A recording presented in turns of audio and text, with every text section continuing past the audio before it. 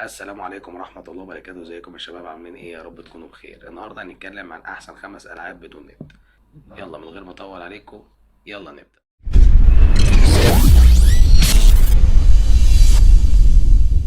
نبدأ بأول لعبة معانا. أول لعبة معانا يا صديقي وهي اسمها التو اوديسي. اللعبة دي طبعا أنا معرفش أنا نطقتها صح ولا لأ. أنا هسيب لك الاسم بتاعها هنا وهوريك طبعا البرومو بتاع الفيديو بتاعها. اللعبة دي عبارة انك انت بتلعب بشخص بيتسلج، ويبدأ ان هو يخش في مغامرة، ويبدأ يخش في غابات، ويروح جبال والكلام ده. لعبة مسلية جدا بصراحة، وانا جربتها وهي حاجة ممتازة جدا هتعجبك. وفي اول والاخر اللعبة دي بدون نت وحجمها صغير.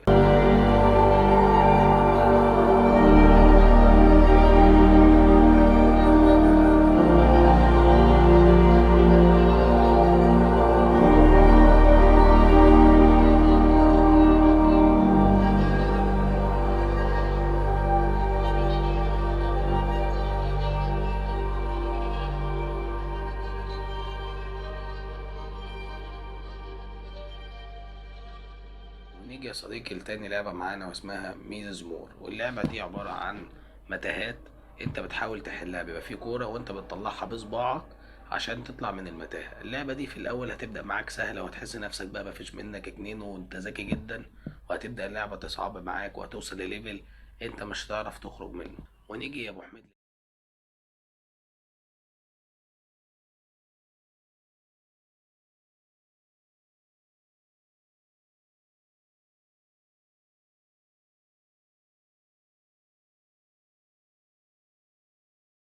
تعرف تخرج منه. ونيجي يا ابو حميد للعبة التالتة معانا وهي اسمها شادو فايت 2.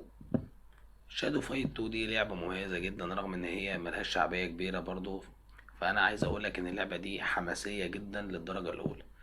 لعبة شادو فايت 2 دي عبارة عن انك انت بتلعب اللعبة، بتلعب ضد اشخاص حقيقيين او اشخاص تبع المهمات اللي انت بتلعبها تبع الكمبيوتر.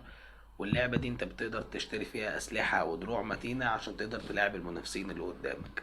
اللعبة دي حماسية جدا للدرجة الاولى وكويسة جدا بصراحة، وحجمها صغير مش كبير، وتشتغل على كل هواتف الاندرويد القديمة والجديدة. وعايز اعرفك ان انا بقولهولك ده الالعاب اللي انا برشحها لك بتشتغل من عند اندرويد 5 وانت طالع، يعني تليفونات قديمة جدا هتقدر تشتغل عليها عادي. تيجي اللعبة.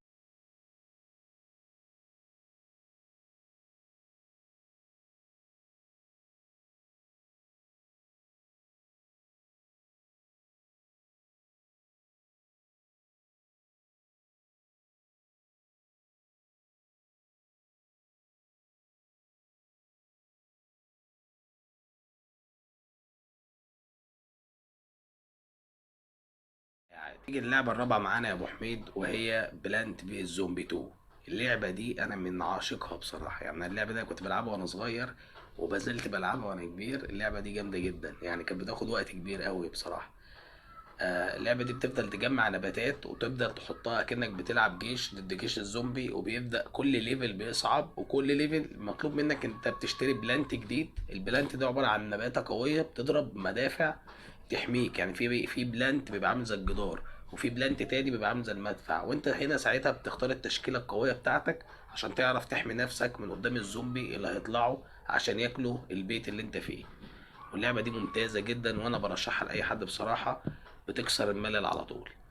بس اهم حاجة يا ابو حميد واهم من الاشتراك نفسه بتاع القناة او اللايك او سبسكرايب او اي حاجة عموما، يعني انك انت تصلي على النبي. نيجي يا ابو حميد للعبة الخامسة معانا والاخيرة، وهي لعبة عبارة عن لعبة عربيات. ودي للاسف هتكون اكبر لعبة موجودة معانا النهاردة في الحلقة دي، وهي 1 جيجا. فهي لو مناسبة معاك اللعبة دي ممتازة جدا، رسومياتها كويسة. انا للاسف معرفتش انطق الاسم، هسيبهولك طبعا فوق مع بقية الالعاب عشان اسمها صعب شوية، ان انا مش قد كده في الانجليزي.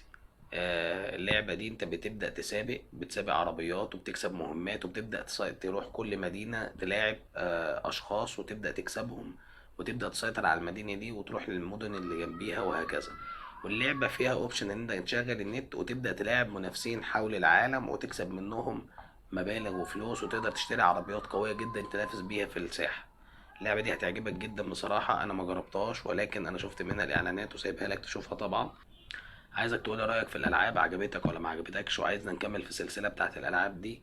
عشان لو كده إن شاء الله هنعمل كل فترة حلقة بنتكلم فيها عن أحسن 5 برامج أو أحسن 5 ألعاب أو أحسن 5 نصايح عموما تعمل بيهم إيه في تليفونك. كان معاك أحمد عرفة. سلام.